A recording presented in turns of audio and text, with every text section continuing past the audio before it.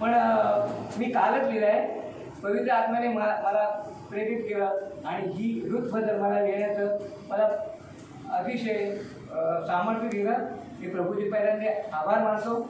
आणि ही कथा जी मी लिहिली आहे ना रूथवर, 8वा धडा आहे. जुन्या करार ओल्ड टेस्टामेंटचा 8वा धडा आहे. तुम्ही आवर्जून वाचा, तुम्हाला पण आवडेल. आणि मी माझ्या पद्धतीने लिहिले, कदाचित तुम्हाला आवडेलही, नो डाऊट. सो मी ते मला एवढं पाठांतर नाही आहे, पण काल लिहिलं ते मी लिहून आणलं, ते तुमच्यासमोर मी सादर करणार आहे, म्हणजे वाचणार आहे. आणि ते तुम्ही ऐका. You listen carefully, then you will realize what I have written on this paper. तुम्ही अतिशय सुरुवात करू, चालेल ना? सुरुवात करू. रूथ अध्याय 1 वचन 14, 16, 17. प्रतिफळ. आणि टायटल आहे प्रतिफळ. टायटल काय आहे? प्रतिफळ. आपण जेव्हा देवाची प्रेयर करतो किंवा काय मागतो किंवा आपलं काय इच्छा अशा आकांक्षा असतात, तेव्हा आपण काय करतो? आपण देवाजवळ मागतो, कारण आपलं जे काय ड्रॉबॅक सोडीव आहे ते आपण देवासमोर सादर करतो आणि देव आपल्याला देतो. कदाचित उशिरा देतो, कदाचित लवकर पण देतो. तुमचा देव तो माझा देव. रूथ अध्याय 1:16.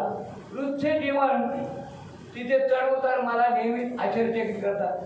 कोणतीच आशा नसलेल्या व्यसनाने अशा मोवाबी वंशाची ती होती. परमेश्वर निवास मंडपाच्या अंगणात येण्यास नाकारलेला हा वंश होता.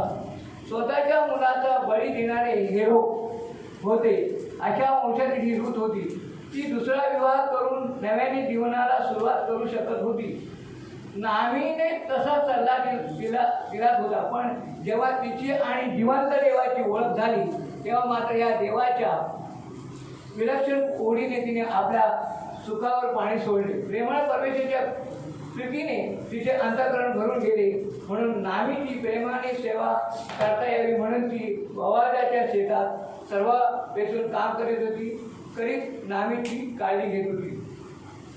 याच तिच्या विश्वासाचे, समर्पणाचे, प्रीतीचे फळ तिला असे मिळाले की ज्याच्या शेतात ती काम करत होती त्या श्रीमंत बवाजाने तिच्याशी विवाह केला. आता ज्या शेतात तिने सर्व वेधला त्याची ती मालकीण झाली होती.